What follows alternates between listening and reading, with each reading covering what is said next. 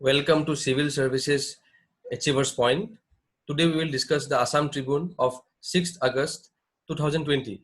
In this video, we will discuss the various important articles and editorials of the Assam Tribune and also try to understand from where questions may come in APSC prelims and mains. So I would request the students to please pay attention, and wherever I ask to note down something, please note that point so that it can be reproduced in the examination. So let us begin.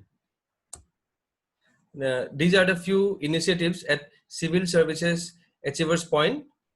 Students may enroll to the program to ensure their selection in an examination. These are the important articles which we will be discussing from the Assam Tribune, and we will also discuss a few important editorials. So students, let us begin. The first topic which we are discussing today is Modi lays foundation of Ram Temple in Ayodhya. Now this topic will come under General Studies 1, Indian Culture, and also this topic will come in the post-independence history of India. We will discuss how this topic may be asked in examination. So coming to the background, Prime Minister Narendra Modi on Wednesday laid the foundation of the Ram Temple in Ayodhya, a culmination of a campaign that fueled the rise of the BJP and marked the fulfillment of one of its core poll promises. Now here we understand in this line that the rise of BJP, the Bharatiya Janata Party, in post-independent India has been linked with this Ram Janmabhoomi and Ram Temple issue. So the foundation laying of this temple has very important connection with our multi-party system in India. The wait of centuries has ended, he said, after performing the groundbreaking ceremony here for the temple at the spot where many devout Hindus believe Lord Rama was born. The day also coincided with the first anniversary of the abrogation of provisions of Article 370, scrapping the special status for Jammu and Kashmir. So this date also coincides with the first anniversary, that is 1 year of the abrogation of provisions of Article 370, which granted the special status for the state of Jammu and Kashmir. Across the country, people remained glued to their television sets as Modi performed the Bhumi Pujan at the Ram Janmabhoomi, the site of a bitter Hindu-Muslim conflict that lasted decades before being settled by the Supreme Court last year. So we know last year the Supreme Court decided, or rather the Supreme Court gave its judgment that the Ram Janmabhoomi site there will be a Ram temple built in that area, and a separate plot of land is given for the Muslims to build a mosque. So the decision post the Supreme Court, this step has been taken by the government. Beginning his speech with Jaya Sri Siya Ram, the Prime Minister told the gathering that a grand temple will now be built for Ram Lalla, the infant Ram, who had been living in a temporary tent for years.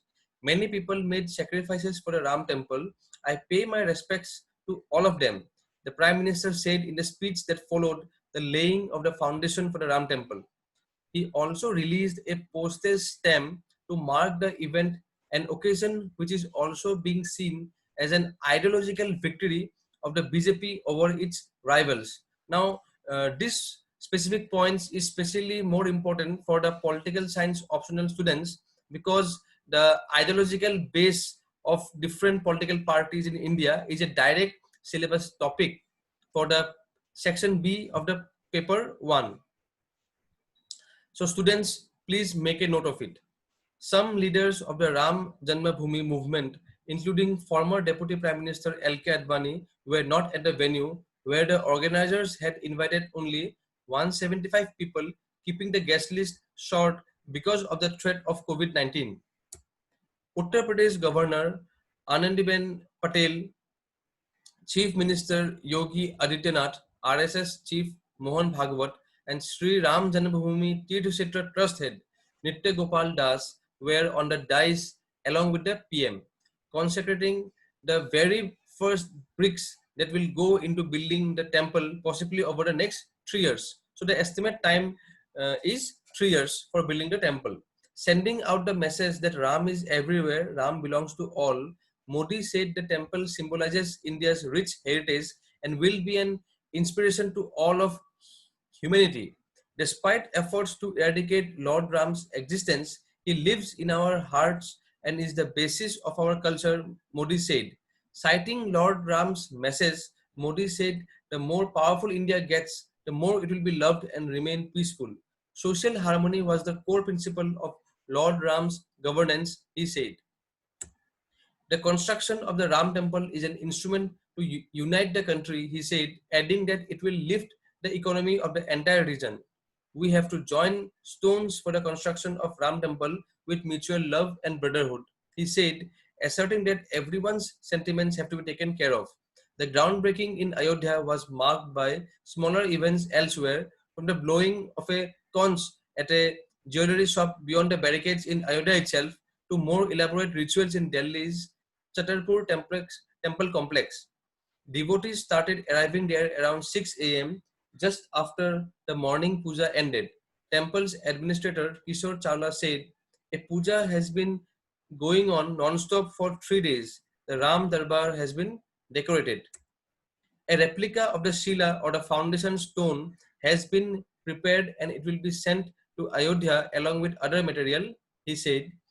President Ramnath Kovind said the foundation laying ceremony defines India's spirit of harmony. Being built in tune with law, it defines India's spirit of social harmony and people's zeal.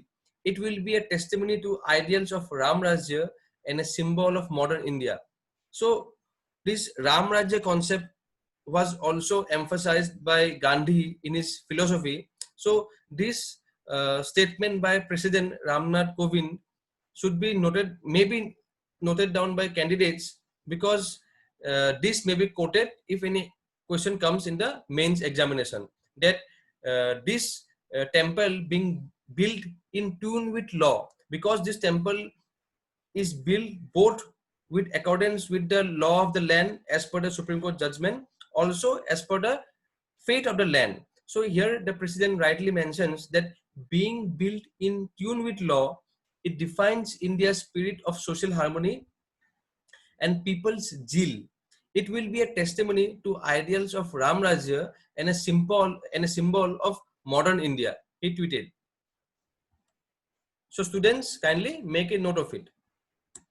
Now coming to the next topic, it's an important topic. 100 people killed in Beirut, that is the capital of Lebanon, in Beirut explosion. This topic will come under General Studies 2 paper, topic International Relations. Residents of Beirut confronted a scene of utter devastation on Wednesday, a day after a massive explosion at the port rippled across the Lebanese capital, killing at least 100 people, wounding thousands and leaving entire city blocks blanketed with glass and rubble. Smoke still rose from the port where a towering building of silos was half destroyed, spilling out grain.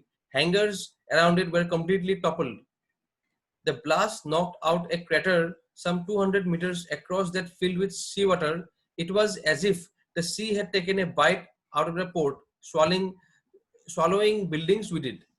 So in this topic, we have to understand why it happened and the effect it had.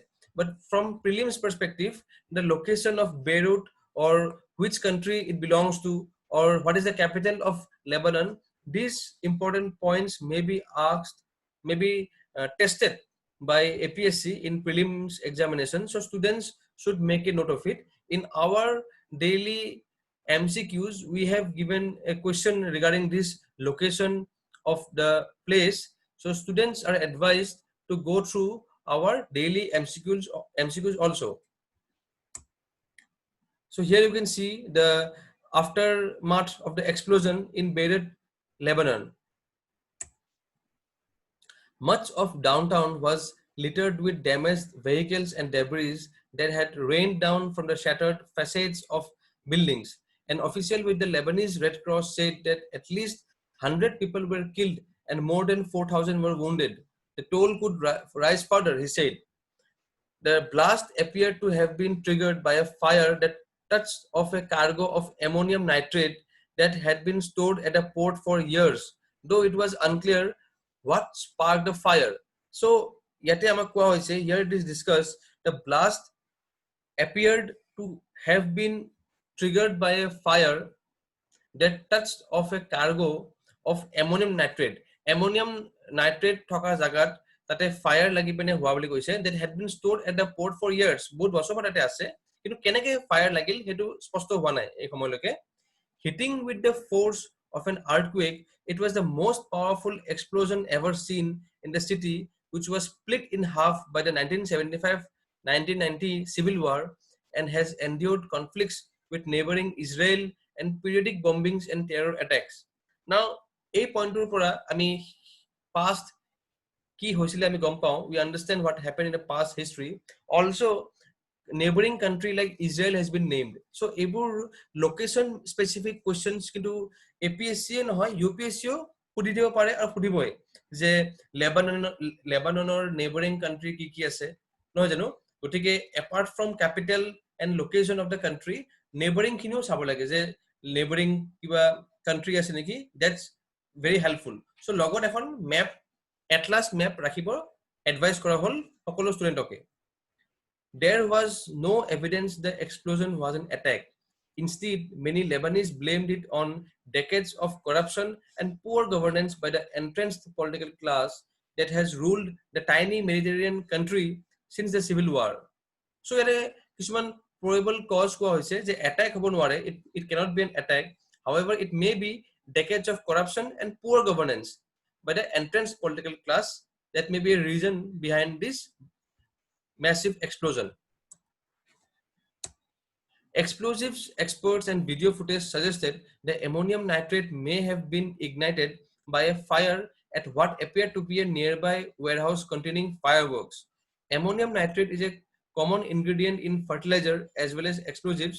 Security forces cordoned off the port area.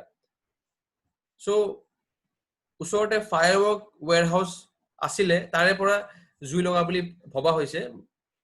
The fireworks containing in the nearby warehouse may have triggered the fire which led to the explosion. Now, ammonium nitrate is a common ingredient in fertilizer as well as explosives. Now, security forces have cordoned the port area and they will further investigate the issue. Now, coming to the next topic, government to expand PLI scheme, that is production linked incentive scheme scope to AC, air conditioner, furniture, leather, chemicals sectors, etc.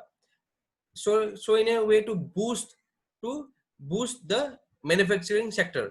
Now this topic will come under the General Studies 3 paper, Economic Development. The government proposes to expand the scope of the production linked incentive PLI scheme to 5 or 6 more sectors, including air conditioners and TV sets, leather, chemicals, furniture, tires and toys in a bid to boost manufacturing in the country. Government sources said that the Finance Ministry along with the Commerce and other ministries are finalizing the contours of the PLI scheme for each identified area of manufacturing, and an announcement could be made over the next few weeks. The PLI scheme, that is a production linked incentive scheme for new sectors, would be similar to the ones announced by the Electronics Ministry for development of a mobile manufacturing ecosystem in the country, and another rupees 7,000 crore scheme by the Chemicals and Petrochemicals Ministry for the pharmaceutical sector for manufacturing bulk drugs and active pharmaceutical ingredients, APIs.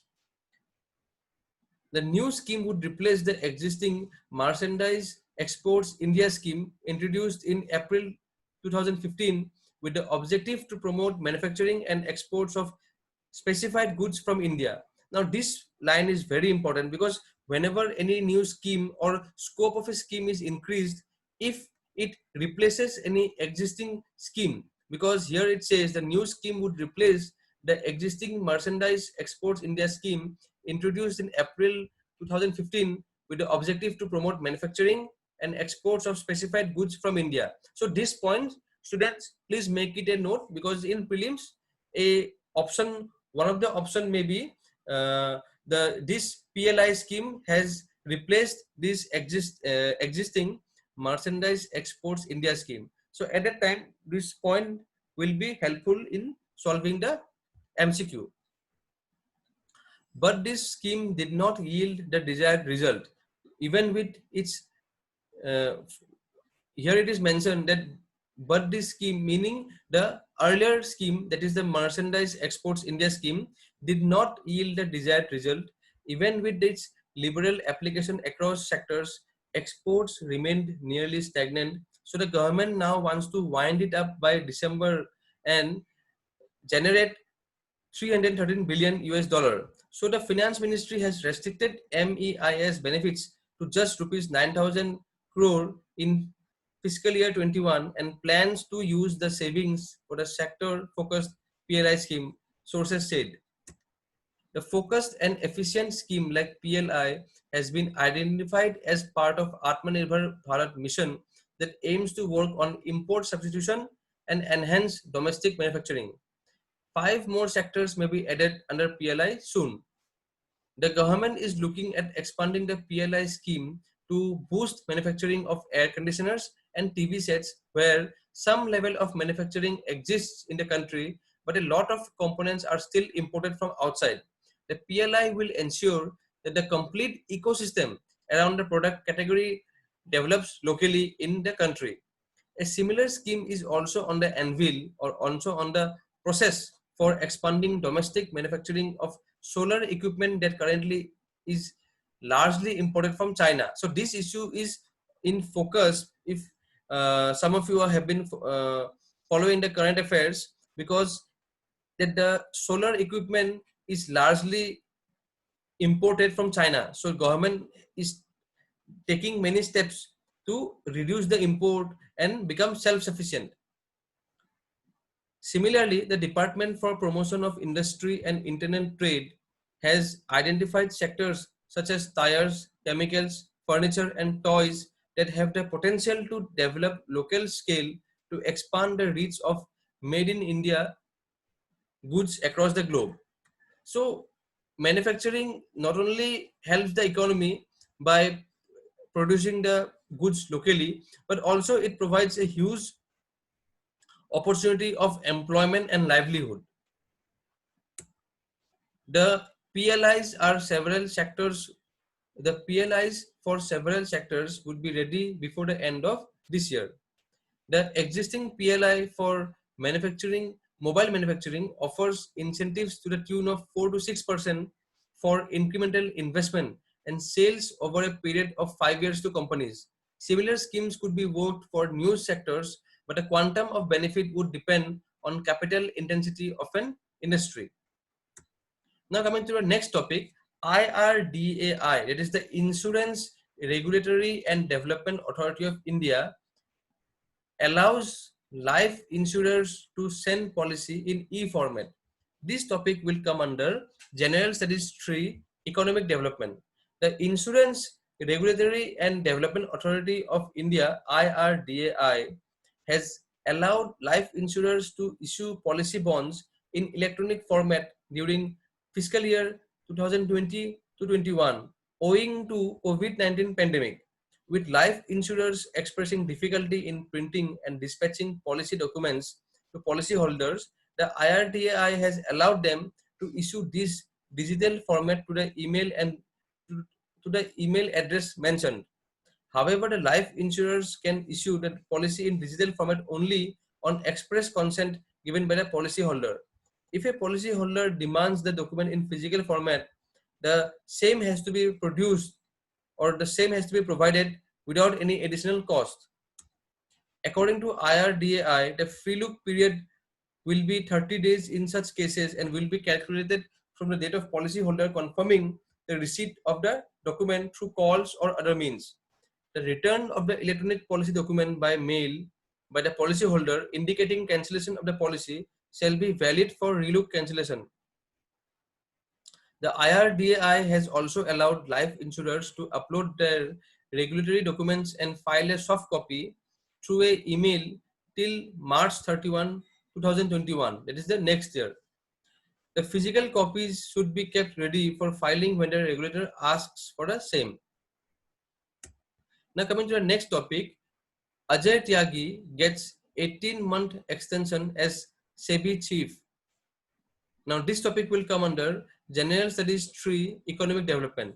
Now APSC frequently asks the chairman of various bodies of various commissions. So these students are advised to make a note of the governor of RBI, the chairman of SBI, the chairman of Sebi, the heads of other regulatory bodies which are frequently in news, because a match the column or match the following type of question may be asked in the prelims, and this revision of these topics will help the aspirants to solve such questions, because past year question suggests that such question has come in the past and may also come in upcoming prelims examination.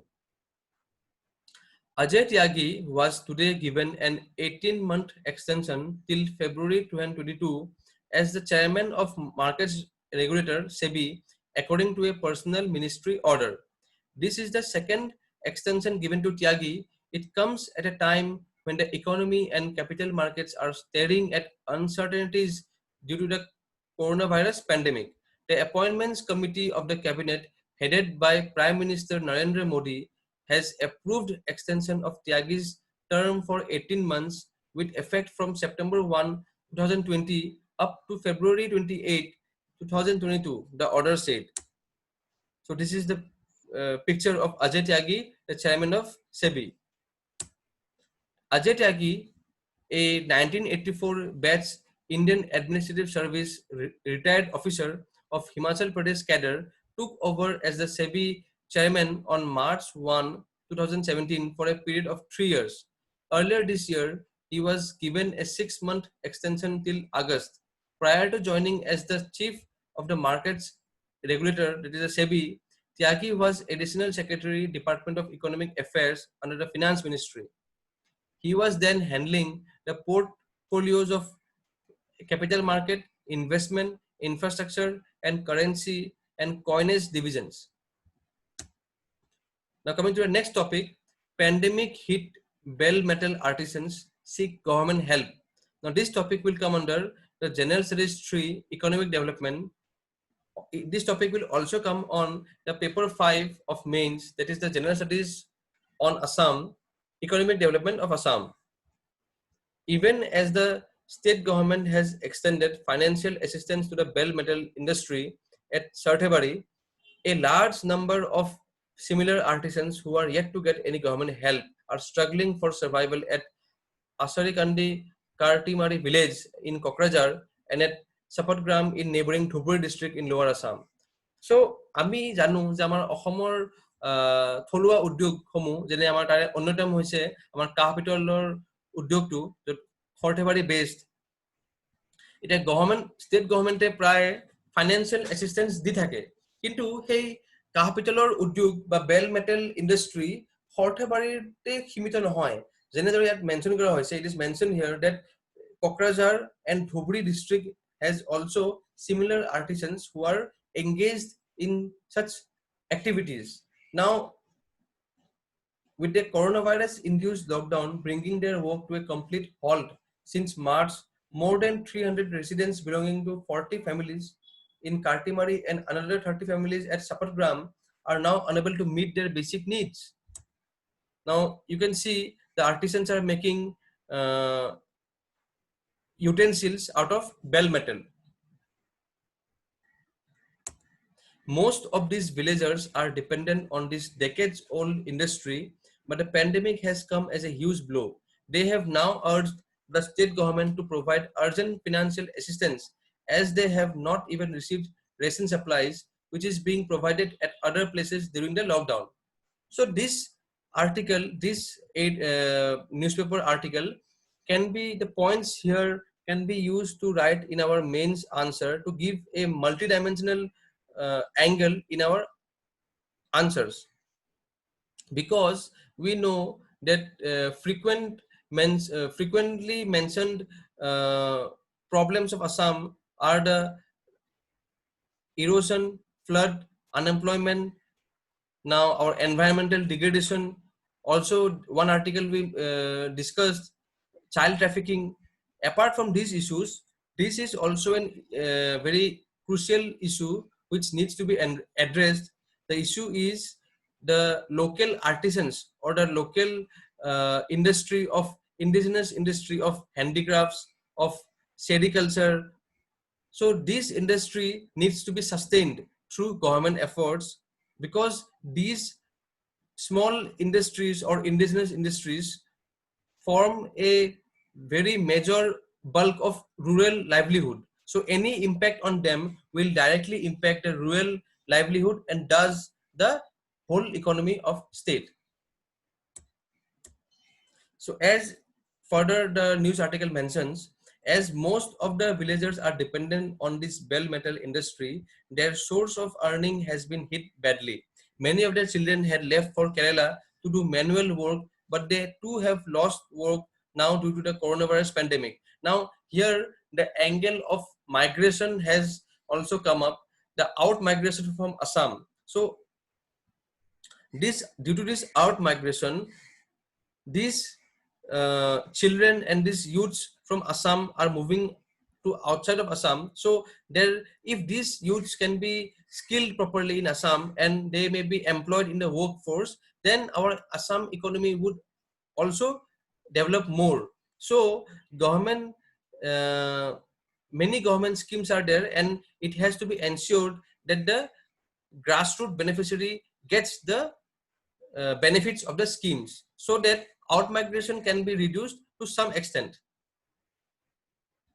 Education for their children has also been severely affected, so they all need some urgent financial assistance from the government, as there is no hope for any no hope of any early resumption of their work, said Ramprasad Karmakar, president of Asarikandi Kartimari Bell Metal Cooperative Society. The cooperative society was registered in 1988-89 but has not been able to do much work due to lack of support. Kartimari is situated under Gosaigaon subdivision in Kokrajhar district. The artisans held a meeting in June and submitted a memorandum to Deputy Commissioner Kokrajhar on June 23 seeking financial assistance, but they have not received any such assistance yet, Karmakar said. Similar livelihood crisis prevails among the artisans at Sapargram under Bilasipara subdivision in Dhubri district too.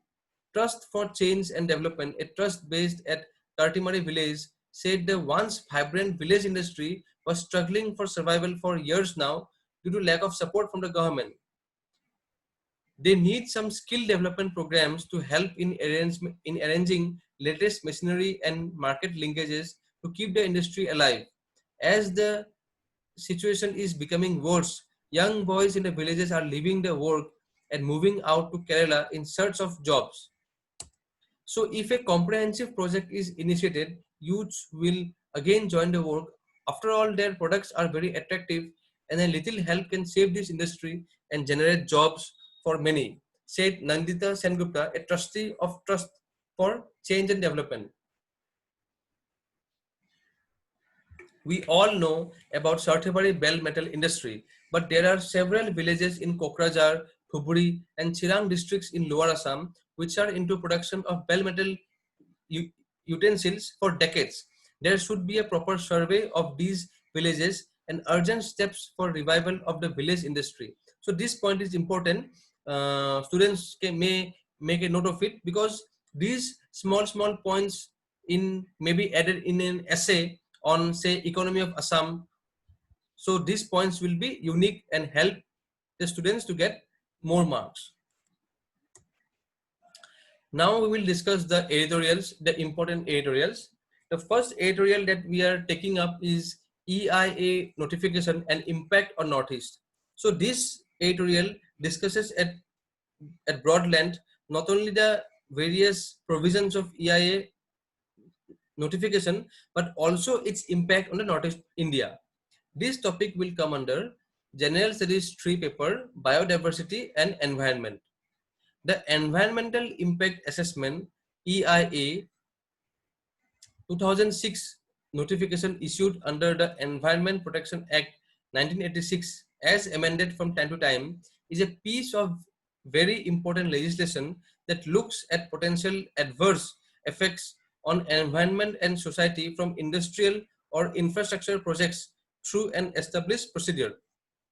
Now this whole line, students, please make a note of this whole line, because this line may be used in an introduction, in an answer regarding the EIA. I will read it again. The Environmental Impact Assessment EIA 2006 notification issued under the, so the EIA is under the act called Environment Protection Act 1986. So the Environmental Impact Assessment notification issued under the Environment Protection Act 1986 as amended from time to time is a piece of very important legislation that looks at potential adverse effects on environment and society from industrial or infrastructure projects through an established procedure. তাৰমানে ইয়াতে এইটো কোৱা হৈছে যে যোনটো আমাৰ এনভাইৰনমেন্টাল impact assessment আছে এটো আমাৰ এনভাইৰনমেন্ট প্ৰটেকচন এক্ট 1986 ৰ মতেদি হয় আৰু সেই environmental impact assessment to maze maze modify kara hoy by amending the act of Environment Protection Act, amending the act aru a notification to a act under is a very important piece of important legislation karon ye potential adverse effects, negative effects would check kore on environment and society from industrial or infrastructure projects through an established procedure. মানে এটা procedure আছে সেই procedure check কৰে যে ইন্ডাস্ট্ৰিয়েল বা infrastructure project বিলাকে আমাৰ environment আৰু সোসাইটিত কিবা নেগেটিভ ইম্প্যাক্ট পেলাইছে নেকি। Further কোৱা হৈছে, further it is mentioned that however since 2006 the EIA 2006 has undergone a number of amendments which have greatly diluted its efficacy.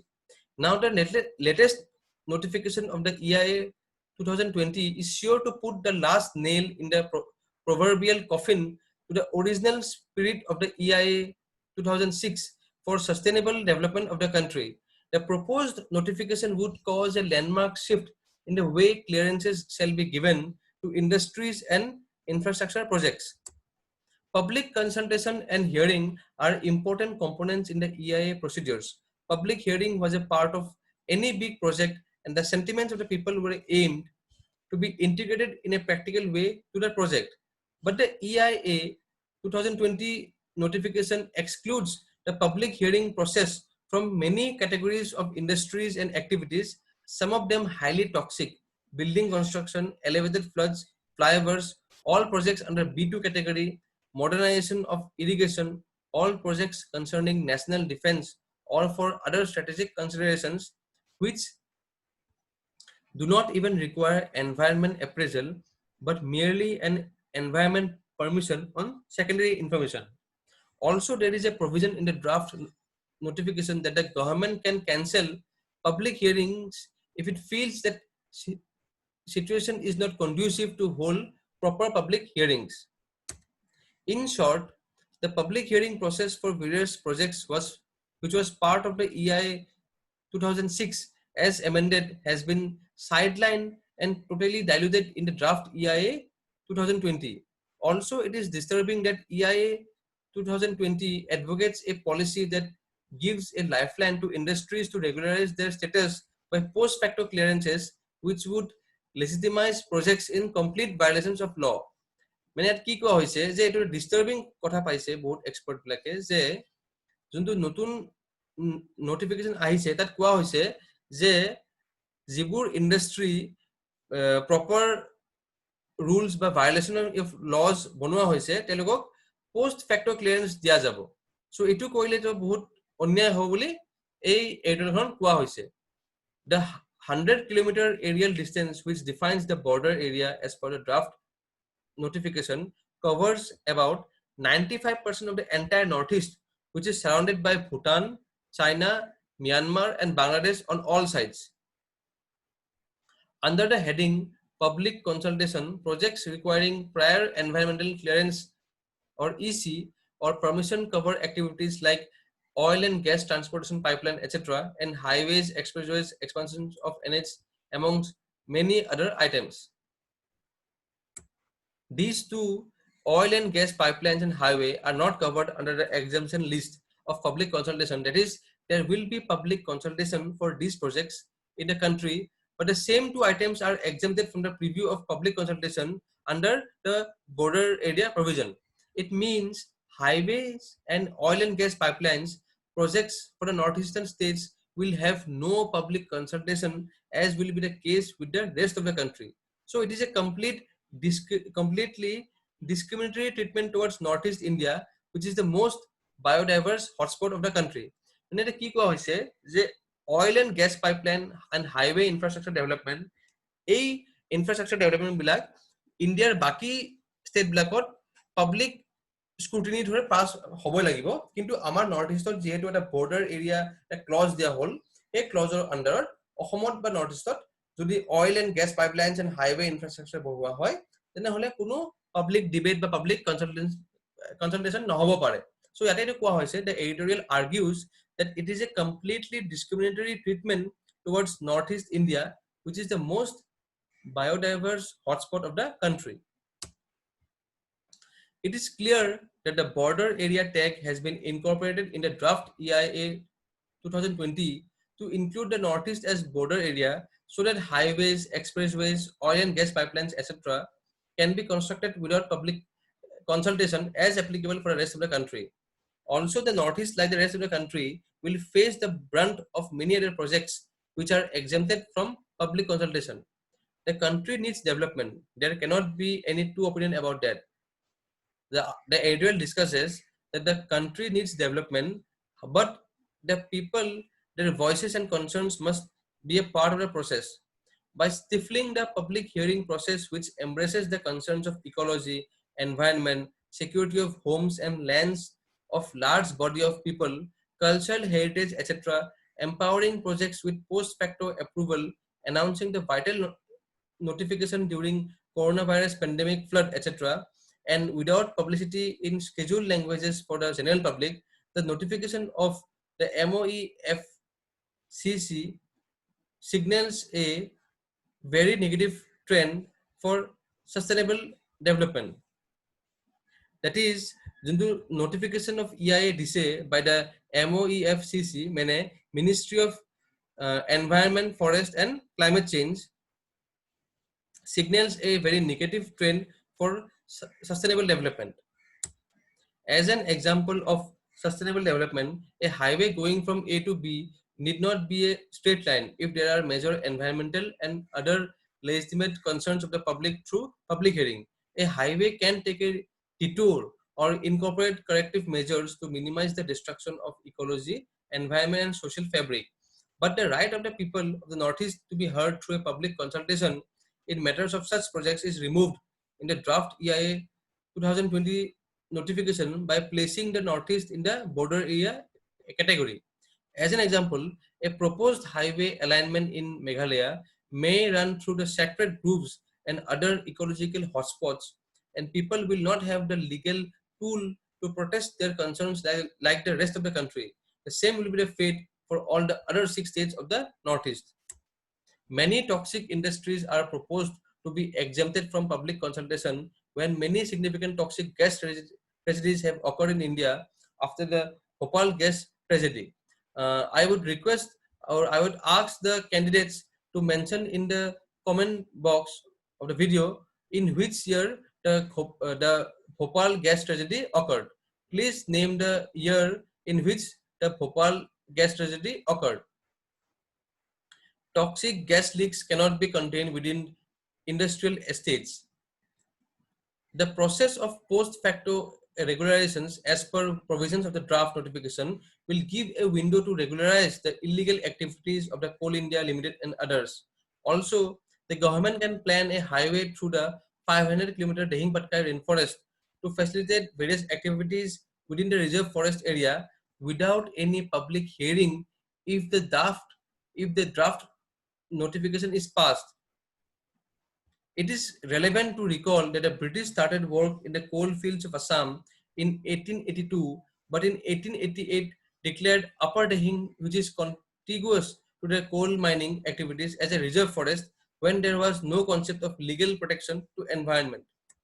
The British, in their sagacity in these matters, made a clear distinction between areas for coal mining, oil extraction, and preservation of contiguous biodiverse areas. Also, they undertook underground mining to minimize environmental degradation.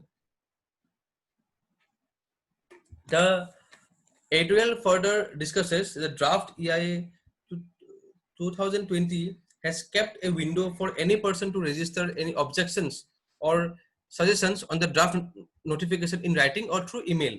In view of the insidious and serious consequences to our environment, heritage, culture, land, etc., as posed by the draft EIA 2020 notification, the public should express their views in large numbers to make an impact as the first step of protest.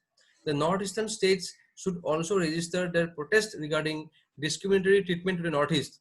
The issue is not about political affiliation but objecting to a draft notification by the ministry which is blatantly anti-environment and anti-people as well as discriminatory for the Northeast region. The coronavirus pandemic has halted the entire world on its track. It is a wake-up call for humanity to take notice of nature for humanity to survive. So this article, this editorial discusses the various negative or rather the various crucial provisions and its negative impact on Northeast India. So students may make note of it and may reproduce in the examination if any questions asked on the topic.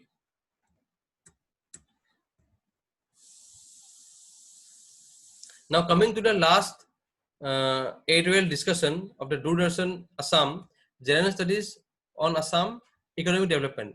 This topic will come under the General Studies on Assam paper, topic Economic Development. A long felt need of the state has been fulfilled with the launching of Doordarshan DD Assam, a 24-hour dedicated channel for the state on Tuesday. Various quarters, including the state's cultural fraternity, had been demanding a dedicated channel which can cater to the needs of the diverse segments of the state's populace, providing in the process space for showcasing the state's vibrant multicultural mosaic to a wider audience. Indeed, it was regrettable that Assam, which is the gateway to the fascinating but largely misunderstood the Northeast, did not have a dedicated 24-hour Doordarshan channel for this long. Having dedicated channels that can showcase the region's rich culture and heritage can go a long way in disseminating the correct information and doing away with the misconceptions associated with the Northeast. The new channel will be able to give a lot of exposure to those engaged in the sphere of art and culture and enhance their livelihood prospects as well.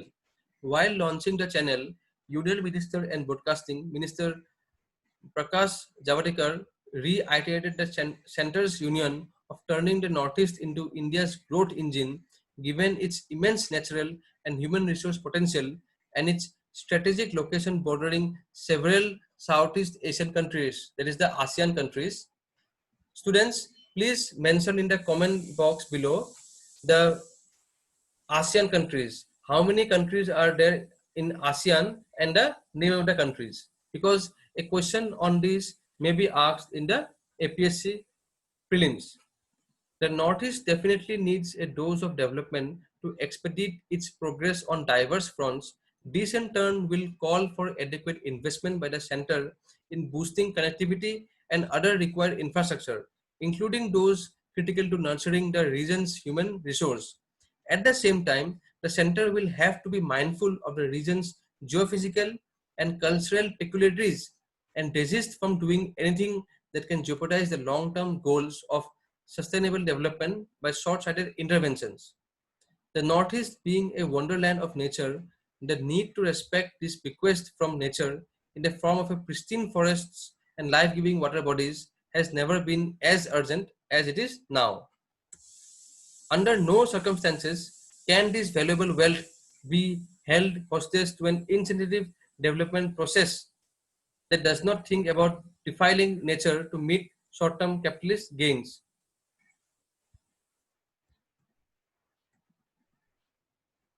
So here we are discussing the various impact the mining and the coal mining and drilling may have in the Dihing Patkai area. So students, here we are ending the editorial session now. So this was the today's video on the important news articles and editorials. Hope this was a helpful video. Thank you.